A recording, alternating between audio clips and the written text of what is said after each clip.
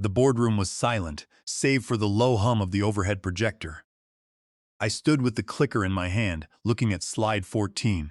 It showed 3 years of my research on molecular stabilization, a breakthrough that could change how we deliver targeted medicine. The 6 investors around the mahogany table were leaning forward, nodding as I spoke. Then, the heavy glass door clicked open, and Chloe Thorne, the CEO's daughter, walked in. She was wearing a cream-colored designer suit that probably cost more than my monthly mortgage. She completely ignored me, looking directly at the investors. "I'm sorry to interrupt, Miles," she said in a smooth, practiced voice, "but there's been a change of plans." I froze as the investors shifted their focus to the CEO's daughter. She was Richard Thorne's daughter, and in this company, that name carried absolute authority. "My father asked me to share some updates," Chloe continued, stepping right in front of the screen, blocking my slides. "We have developed an alternative approach that shows significantly better market potential than what Miles has been working on." I looked at Richard Thorne, the CEO, who sat at the head of the table. I had respected him for 4 years. He had always told me that my work would define the company's future. Now, he wouldn't even meet my eyes. He stared at his notepad, turning a gold pen over and over in his fingers. Chloe didn't wait for me to make space. She plugged a silver flash drive into the table's console, minimizing my presentation. Her slides filled the screen. My stomach dropped as I stared at the displays. The charts, molecular diagrams, and chemical equations were identical to my late-night lab work. These were proprietary concepts from my private notebooks that I had never formally presented to anyone in this building. Chloe had somehow accessed my locked desk drawers, copied my personal notes, and was now presenting them as her own breakthrough. "We don't need your ideas anymore," Chloe whispered to me as she stepped past to adjust the projector settings. She said it low enough that only I could hear, a cruel smile touching her lips. Then she raised her voice for the room. "Miles's early work laid some useful groundwork, but we are taking a much more innovative direction that focuses on commercial scalability." I stood there, invisible. The investors stared at her slides, completely hooked by the marketing buzzwords she threw around. But the core science was mine. Every single parameter, every temperature range, every molecular weight on the screen was taken directly from my notebooks. She was pitching my life's work, and the room was eating it up. When she finished, the room applauded. Lead investor Oliver Vance stood. He was a man who rarely smiled, but now he was beaming at Chloe. "This is exactly what we wanted to see," he said. "Much more commercially viable than the previous proposal." I packed my laptop mechanically. My hands were steady, but my mind was racing with anger. Nobody noticed when I reached into my pocket, took out my keycard, and laid it flat on the table. I looked at Richard one last time, hoping for some sign of recognition, but his face remained blank. "Enjoy the funding," I said quietly, and walked out. I walked to my car in the parking lot, the bright afternoon sun reflecting off the glass facade of the research building. Once inside the car, my hands began shaking on the steering wheel. 3 years of research, my future, stolen in a single meeting. Chloe had copied my private notes, and Richard had let her do it to elevate his daughter's career. I sat there for 10 minutes, watching the building. I knew I had to move fast. Neither of them understood the actual chemistry of the stabilization process. They had the slides, but they didn't have the science. They had the destination, but they didn't have the map. I had 48 hours at most before they tried to run the process and realized it was missing the key steps. Driving home, I calculated my steps. I had seen the signs for months. Chloe's constant questions, her sudden interest in my lab notebooks, her lingering by my desk after hours. I knew she was up to something, but I hadn't expected her to steal my entire presentation. At my apartment, my cat Barnaby greeted me, rubbing against my legs. I sat at my desk looking out the window as the sun began to set. My phone buzzed with a text from Claire Miller. "What happened?" "Everyone is talking. Are you okay?" Before I could reply, my phone vibrated again, and a message from Richard popped up. "We need to talk. My office. Tomorrow morning at 9 o'clock sharp. Do not be late, Miles. We have too much at stake." I turned the phone face down and opened my laptop. It was time for the next phase of my plan. I had spent months preparing for this very scenario, documenting my work and preparing my own path. The investors wanted innovation. and they would get it, but not from people who wrote on the backs of real scientists.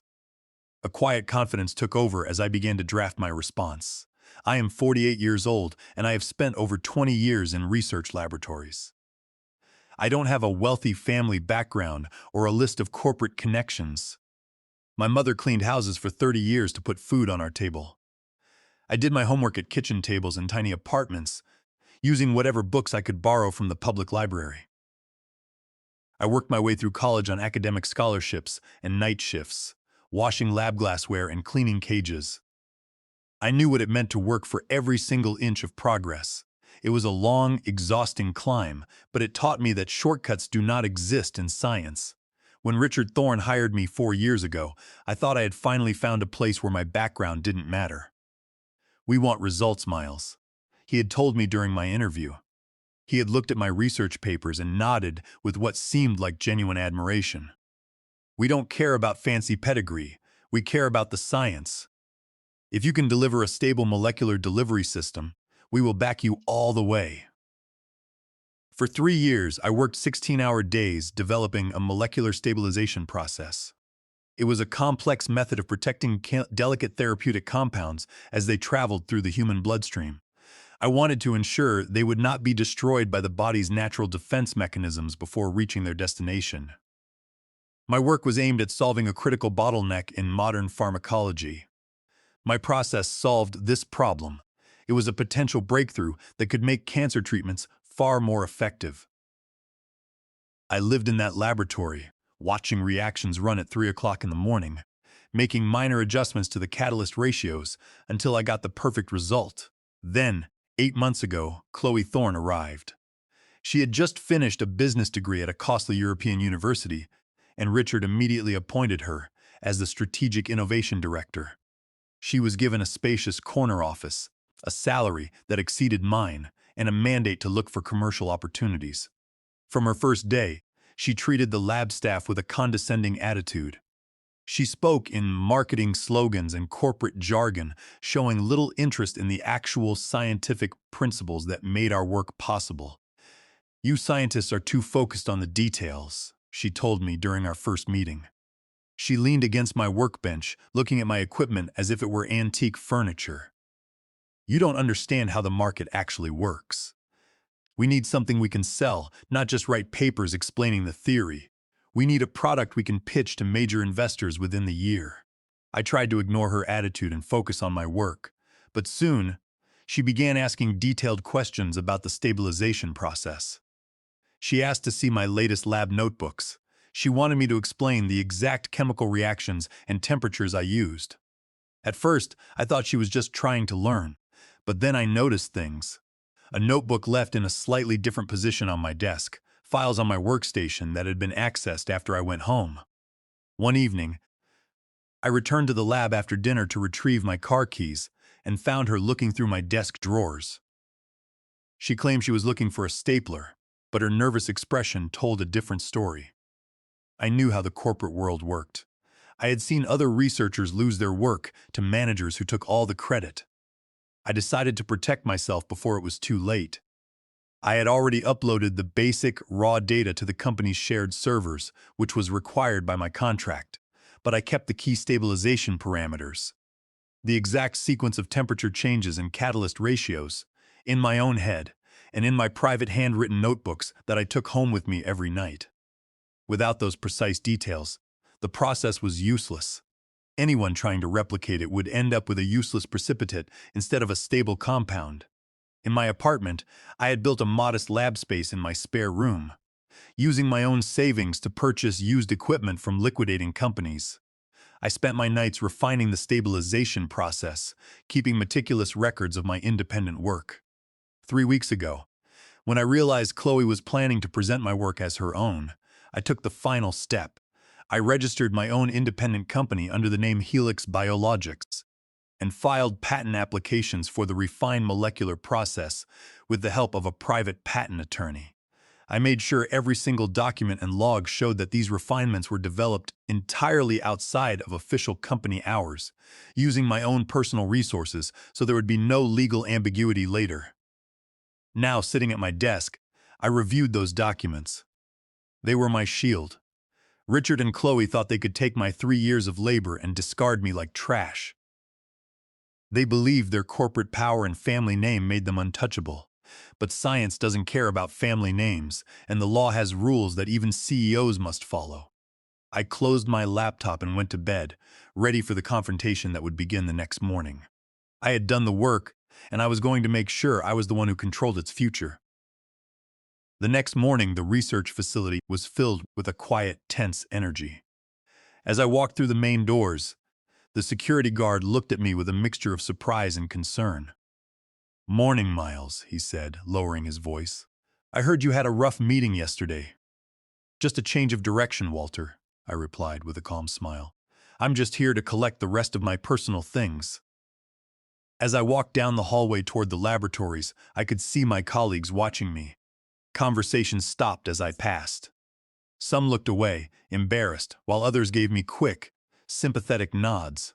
I walked straight to my workbench and began placing my personal books, reference materials, and coffee mug into a cardboard box I had brought with me. I wanted to make sure I left nothing behind that could be used or claimed by the management. Claire Miller appeared beside me, her face pale.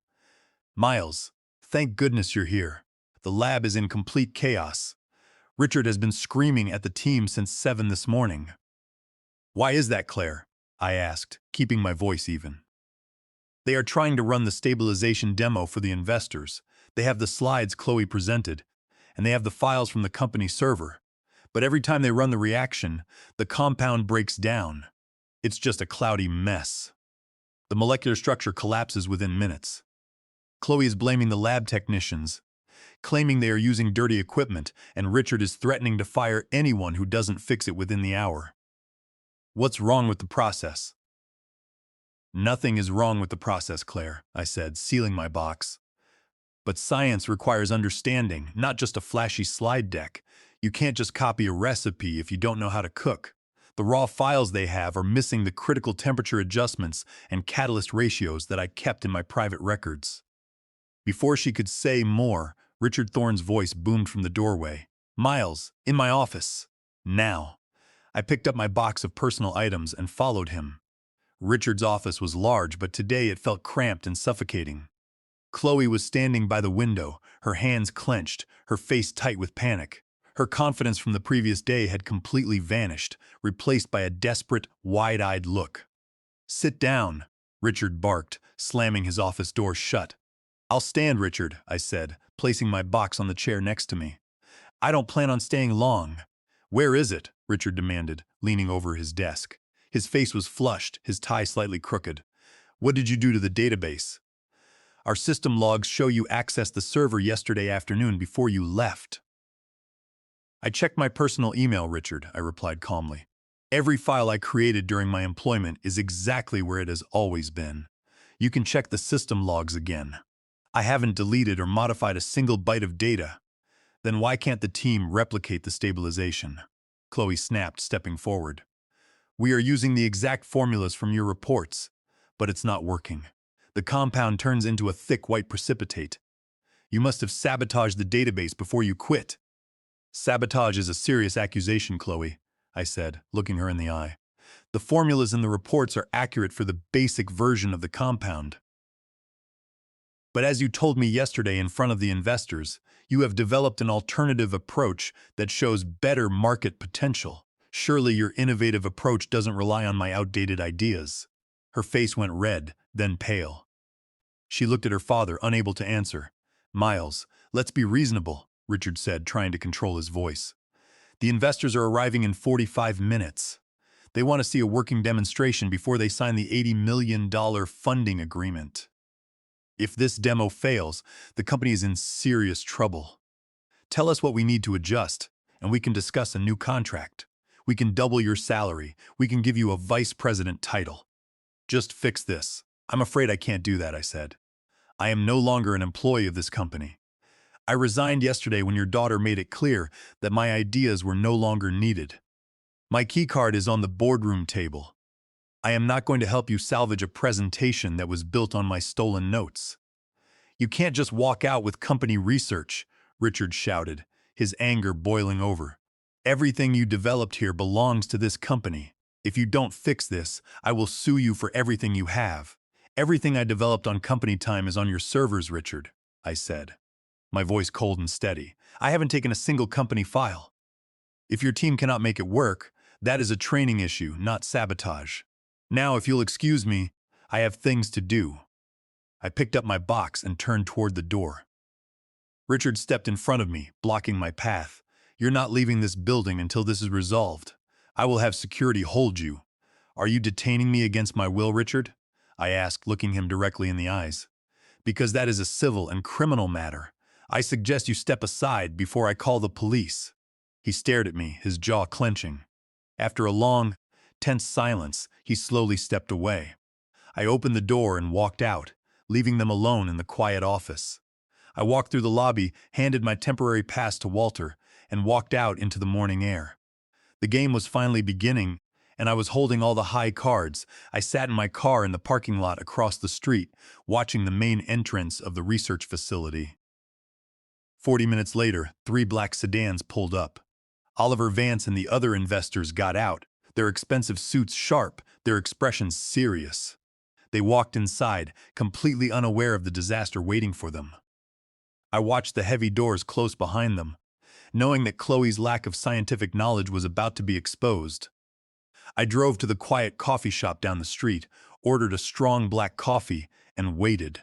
I knew it wouldn't take long for the investors to realize they were being sold a dream with no scientific foundation.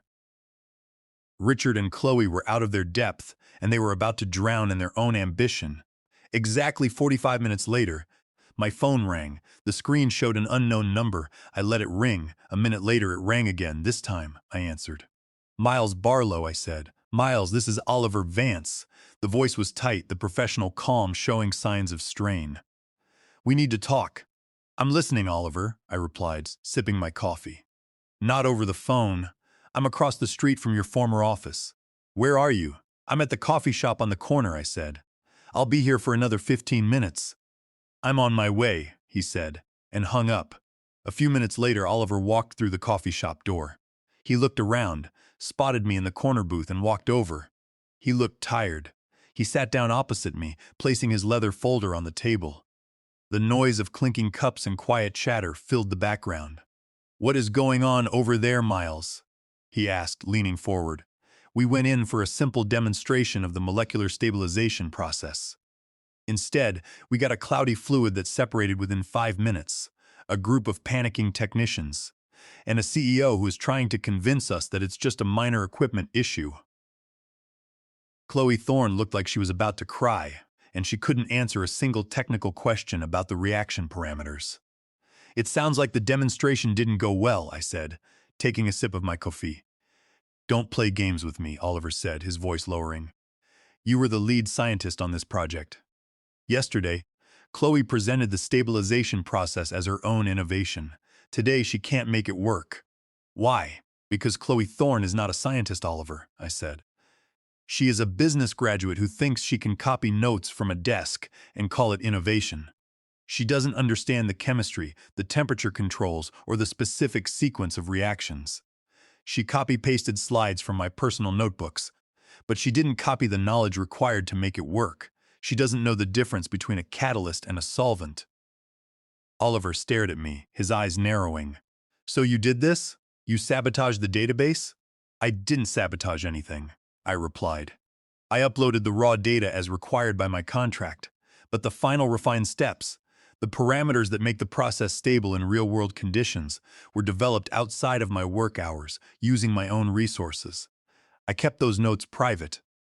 I resigned yesterday when Chloe told me my ideas were no longer needed. The company has the raw data, but they don't have the expertise to make it work. They are trying to build a house without the blueprint.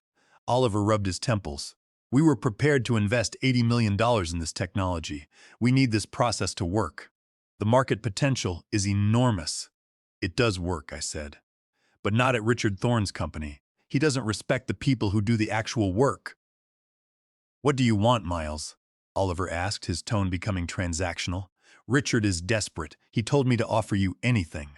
We can guarantee you a salary of $303,000, full lab control, and significant stock options. Just go back and fix the demo so we can sign the paperwork. I am not going back to work for Richard Thorne, I said, sliding my empty cup away. He allowed his daughter to steal my work and try to push me out of the company I helped build. I don't work with people I can't trust. No amount of money is worth my self-respect. Then what are you going to do? Oliver asked. I pulled a business card from my pocket and placed it on the table. It had the name of my new company, Helix Biologics, and my phone number. I started my own company 3 weeks ago, I said.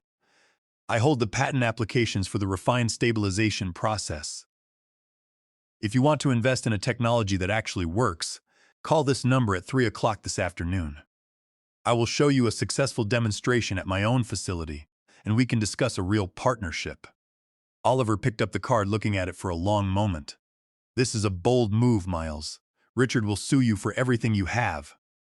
He can try, I said, standing up, but I have been very careful. I'll see you at 3, Oliver, if you want to see the science work. I left the coffee shop and drove back to my apartment, feeling the adrenaline pumping through my veins. The next few hours would decide the rest of my career, and I was ready for whatever came next. At 3 o'clock in the afternoon, my phone rang. It was Oliver Vance. We are downstairs, Miles, he said. The entire investment group is with me. Come on up, Oliver, I said. The laboratory is on the 2nd floor. 10 minutes later, the 6 investors were standing in my modest lab space. It was small compared to Richard's facility, but it was clean, organized, and filled with functional equipment. I had spent the last 2 hours setting up the demonstration. Welcome, I said. Before we begin, I want to clarify one thing. The technology you are about to see belongs entirely to Helix Biologics. It is not company property of Richard Thorne's organization. Richard's lawyers are already drafting a lawsuit, Miles. Amelia Reynolds, one of the investors, said. They claim you stole their intellectual property. I expected that, I said, sliding a folder of legal documents across the workbench. This contains my defense. I am using the shop right doctrine. Under United States patent law, an employer only has rights to an invention if it was created during working hours using company equipment, or if the employee was hired specifically to invent that specific process. While I worked for Richard, my contract was for general research support. The refined stabilization process was developed entirely in my home laboratory, outside of my official working hours, using equipment I purchased with my own personal savings. I have logged every hour and every receipt. The law is very clear on this. Since I use no company resources, company time, or company trade secrets to develop these refinements, Richard has zero claim to them. Amelia opened the folder and began reviewing the documents with interest, nodding as she read. Furthermore, I continued, we have a matter under the Defend Trade Secrets Act.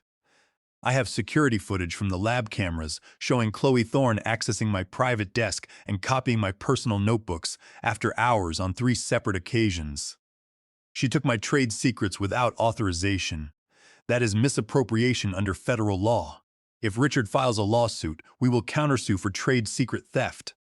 My lawyer, Eleanor Davis, has already prepared the filing. The statutory damages for industrial espionage would easily bankrupt his company. The investors exchanged silent, serious looks. The room was quiet except for the hum of the lab equipment. They knew that Richard's company was facing a legal disaster. Let's see. The demonstration, Oliver Vance said. I nodded. I spent the next 20 minutes running the molecular stabilization process. I explained the chemistry step by step, demonstrating how the compound remained completely stable under simulated physiological conditions. The liquid in the vial remained crystal clear, with zero precipitation. It works, Oliver said quietly, looking at the clear vial. It's exactly what we were promised. The science is completely sound. Yes, I said. It works because the science is real. Amelia closed the folder. We are going to pause all funding discussions with Richard Thorne's company. They do not own this technology, and they are facing a major lawsuit for trade secret theft. Miles, we want to discuss investing in Helix Biologics.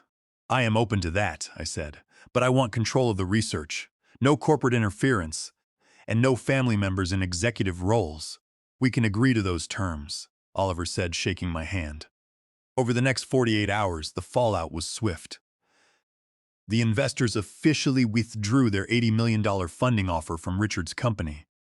Without the funding, and with the rumors of a trade secret lawsuit spreading, the company's stock dropped by 15% in a single day. The board of directors held an emergency meeting and quietly removed Richard Thorne as CEO. Chloe was fired from her position, her brief career in strategic innovation over before it had truly begun. Claire Miller and two other senior scientists, who had also grown tired of the toxic environment, political maneuvering, and complete lack of appreciation under Richard's leadership, resigned from the company that very afternoon. They joined Helix Biologics the following Monday, eager to work in a real scientific environment. They were done working in a place where others claimed credit for their achievements. A week later, a courier delivered a package to my new office. Inside was my original lab notebook, the one Chloe had taken from my desk. A handwritten note from Richard was tucked inside. It simply said, "You won, Miles. Was it worth it?" I looked around my new, expanded laboratory. Claire was calibrating a new spectrometer, and the team was preparing for our first major trial. The future was ours, and the work we were doing would actually help people. I picked up the note, walked over to the shredder, and watched it disappear into paper dust. "Yes, Richard," I said to the empty corner. "It was worth every single second." If this story of standing up for your hard work resonated with you, please hit that like button and subscribe for more stories of justice served. Have you ever had to protect your work from someone trying to take credit for it? Share your thoughts in the comments below. I read every single one. Remember, the best revenge isn't about destroying others. It's about building yourself up to a height they can never reach. Let's make the science speak for itself. It has been a long journey, but truth and hard work always find a way to prevail in the end.